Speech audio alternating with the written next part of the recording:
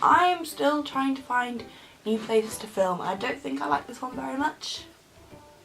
So I have my morning cup of coffee in my favourite mug, which says Tink on the side because it's my nickname. And so yeah, these are the books that I have read in the month of September. I read quite a few books for me. Not as many as I have been reading because I've been so busy, and for a lot of September I haven't actually been at home. I've been here and a lot have taken over because I can't read. I've also been quite ill, as you can probably still hear. But yeah, so these are the books I read in September, and I read were, I haven't got it with me, but it was Nick and Nora's Infinite Playlist. I really liked this because it was really short, it got me back into reading again. It was just really good. If you've seen the film and didn't like it, I've seen the film and didn't like it, but I really enjoyed the book. It was one of my favourite books I've read by David Levithan. Probably, I think I've read it more than Will Grayson. I just really liked it. It was really quick, obviously it was so short, and it was really sweet, and it was just nice, and it was a really quick read. I read it one morning. I read it was The Maze Runner.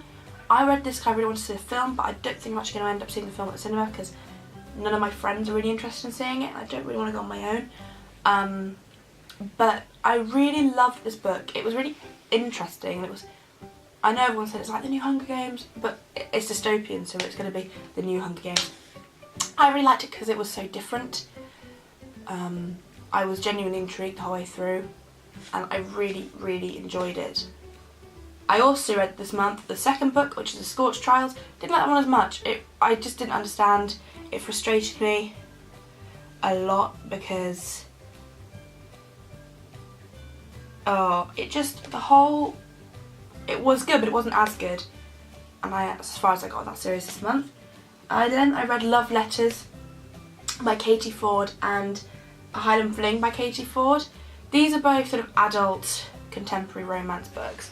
Much as I enjoyed them, I did really like them. And they're not really booktube things, I'm not going to get into them too much, but they're very sort of think of your favourite rom-com, adult rom-com, so 27 Dresses or something. They're very similar to that in many respects, but I really enjoyed Love Letters. Didn't enjoy Highland Fling as much, but it was good, it was okay. And fun fact, my copy of Love Letters is signed when I bought it for 99 in a charity shop, so yay me. The next book I read was The Jewel by Amy Ewing. I liked it. I liked the fact it was different.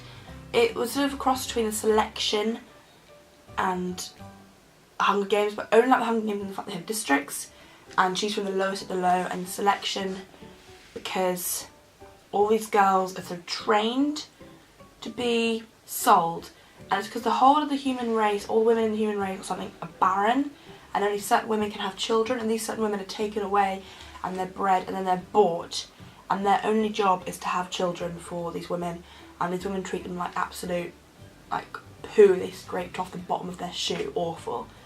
And it's about how she falls in love with this guy who she shouldn't be falling in love with. And he's like an escort to her owner's niece, I believe she is, and they're in a full-on relationship, but he's being paid, so it's like prostitution, but it's accepted, and then he sort of like teaches the ways of the world, guessing, and then he moves on, but Violet and this guy like have a connection, and it's all about how they try and, you know, use this connection. It's very good. I suggest you read it. I'm thinking it's part of a series, but I'm not sure when the next one comes out, but I'm hoping it's soon because I hate that. Shouldn't have read it so soon, but it was really good. The next book I read was Amy and Roger's Epic Detour.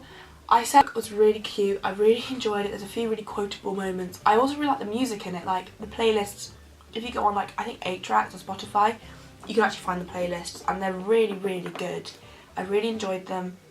The music's really good. The book was really good. It was an all-round really good read. I was in a really happy place when I read it. I read it. Hush Hush by Beckett Fitzpatrick. I liked this, but he was just really obsessive. It was just weird, and I didn't enjoy it very much at all.